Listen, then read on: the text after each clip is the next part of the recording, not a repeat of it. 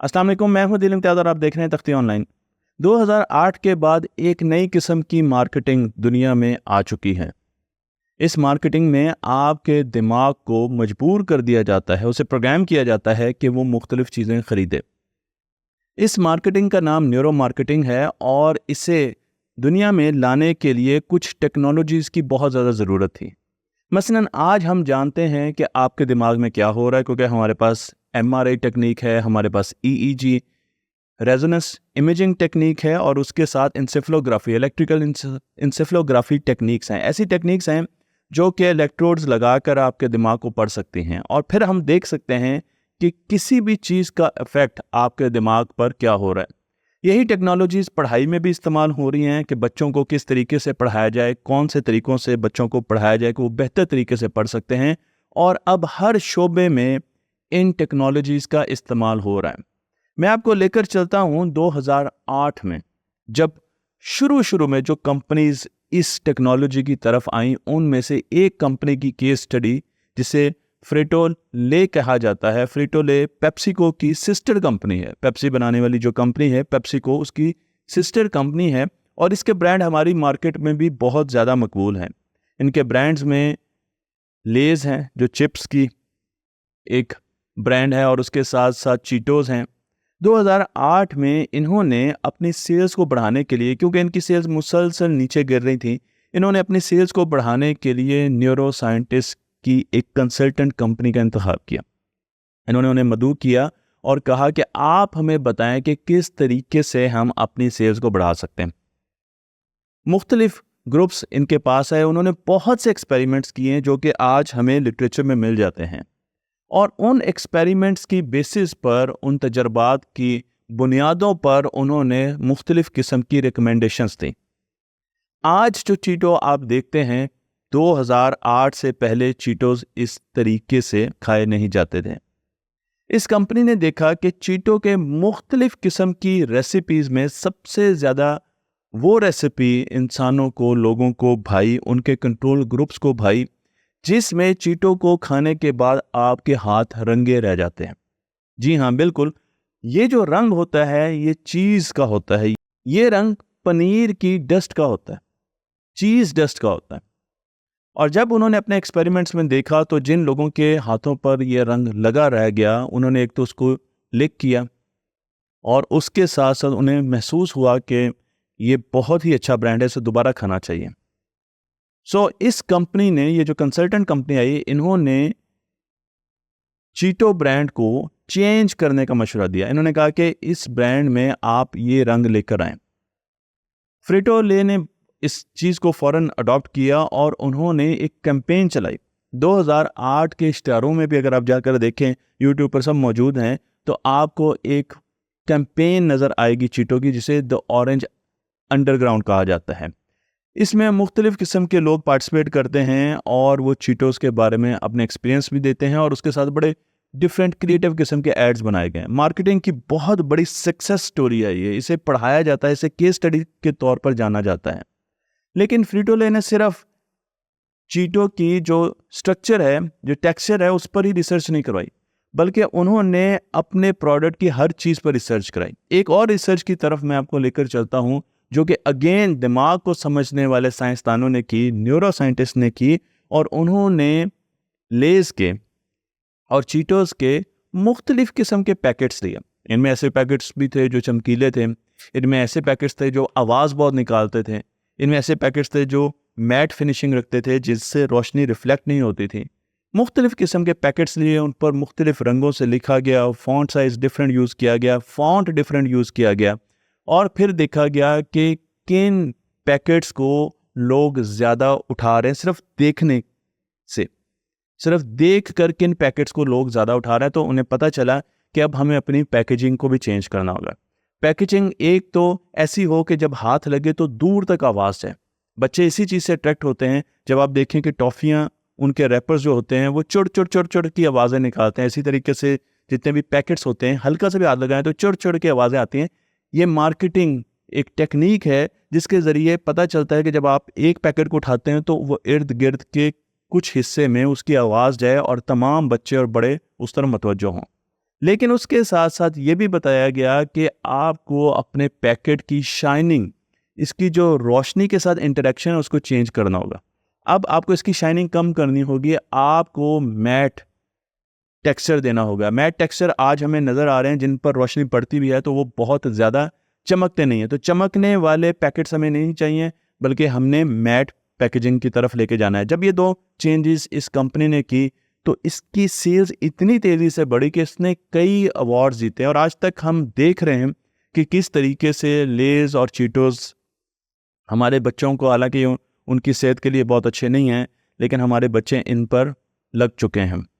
दिमाग की साइंस को अब बहुत ज़्यादा इस्तेमाल किया जा रहा है चीज़ों को बेचने के लिए, और हम अपनी दुकानों में और अपनी शॉप्स में भी ये चीज़ें ला सकते हैं। मैं आपको एक छोटी सी और एग्जांपल देता हूँ जिसे आप सोचने पर मजबूर हो जाएंगे।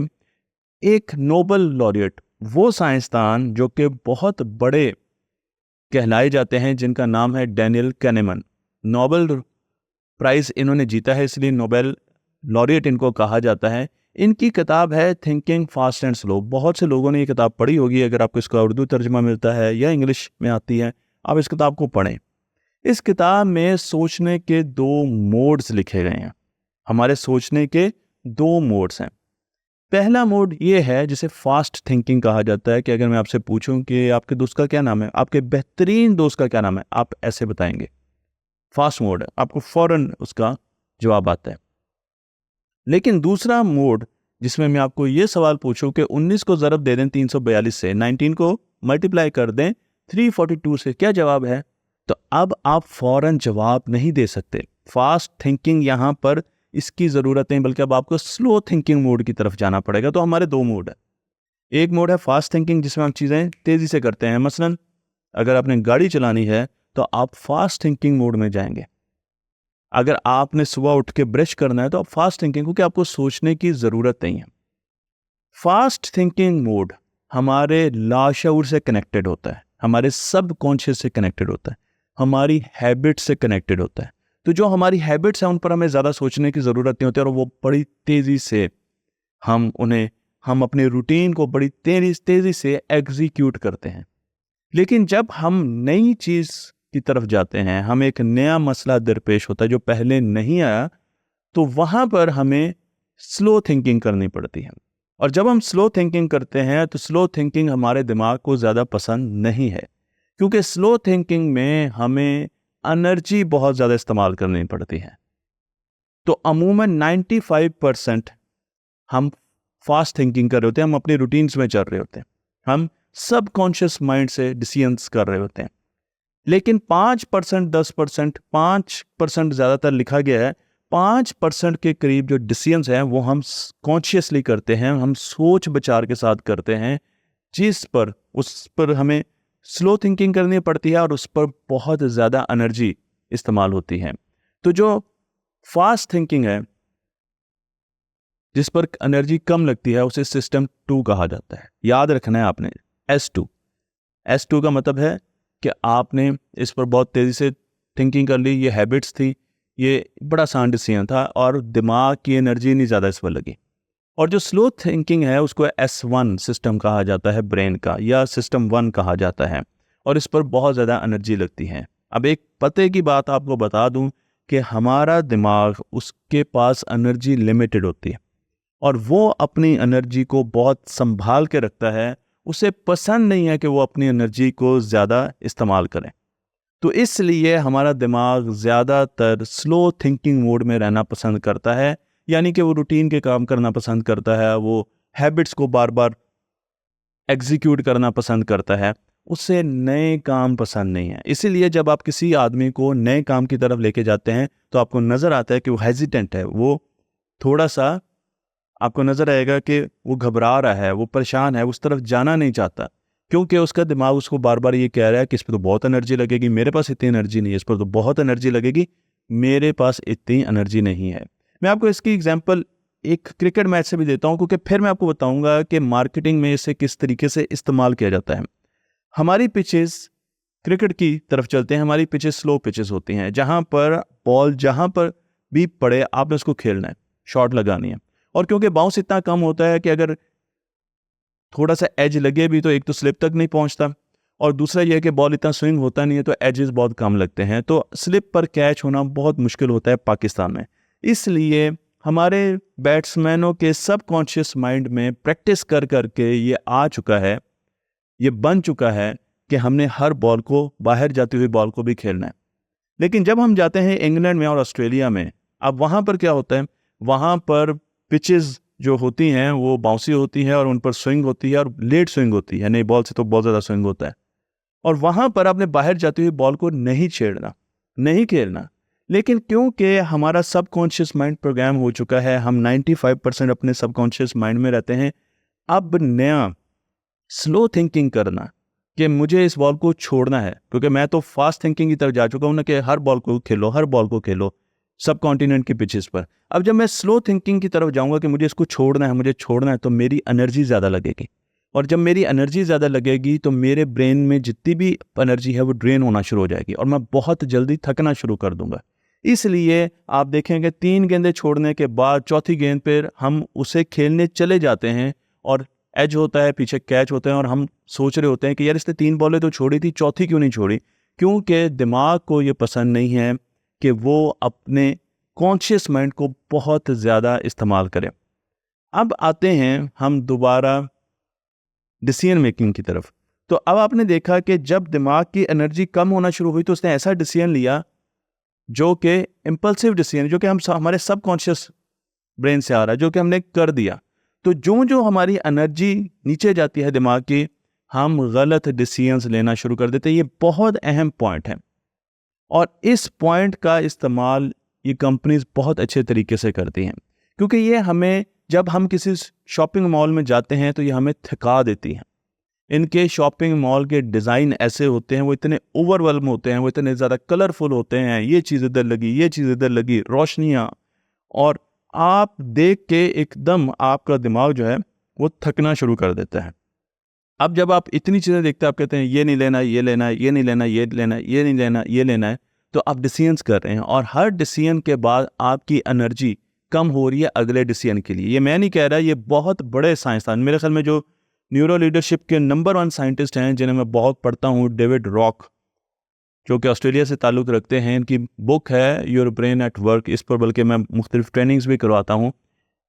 इस साइंसदान ने एक पूरा चैप्टर लिखा है कि आपके डिसीजंस जो हैं वो किस तरीके से बुरे डिसीजंस में कन्वर्ट होते हैं, क्योंकि जब आप डिसीजंस उस वक्त करते हैं जब आपकी एनर्जी पूरी है तो बहुत अच्छे डिसीजन करते हैं, लेकिन जैसे जैसे आपकी एनर्जी कम होना शुरू हो जाती है, और कैसे होती है, आप एक जगह पर गए और आपने कहा इसकी मुझे ज़रूरत नहीं है, मैंने नहीं लेना, तो क्या हुआ, आपने एक डिसीजन किया, आपके अब एनर्जी कम होगी, दिमाग थक गया, फिर आगे गए, इतनी चीज़ें हैं, ये नहीं लेना, ये नहीं लेना, ये नहीं लेना, ये नहीं लेना, अगर आपको अपने ऊपर बहुत ज़्यादा कंट्रोल है।